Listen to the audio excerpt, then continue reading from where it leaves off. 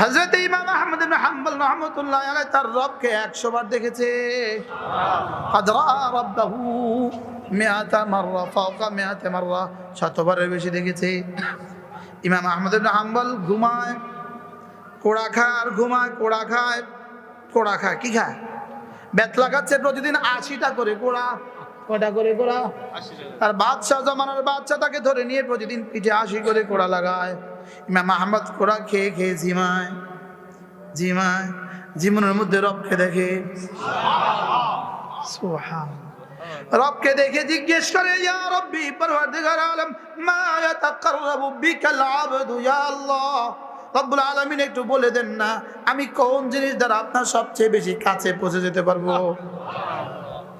রব্বুল আলামিন বলেন, আহমদ বিতিলাওয়াতিল কুরআন। আহমদ কোরআনে কারীমের তেলাওয়াত দ্বারা তুমি আমার সবচেয়ে বেশি কাছে পৌঁছে যেতে পারবা। ইমাম আহমদ ঘুমের মধ্যে জিজ্ঞেস করেন, আবে ফাহমিন আও বিগাইরি ফাহমিন, বুঝে পড়লেও দিবে, না না বুঝে পড়লেও দিবে।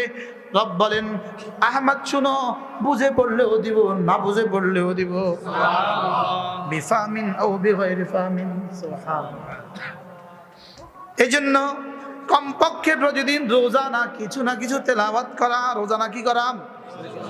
আল্লাহ তাআলা বলেন, ওয়া উমিরতু আন আতলুয়াল কুরআন। আল্লাহ তাআলা রাসূলকে বলেন, রাসূল আপনি এটা শুনিয়ে দেন, আমাকে আমার রব আদেশ করেছেন আন আতলুয়াল কুরআন, আমি যেন কোরআন তেলাওয়াত করি।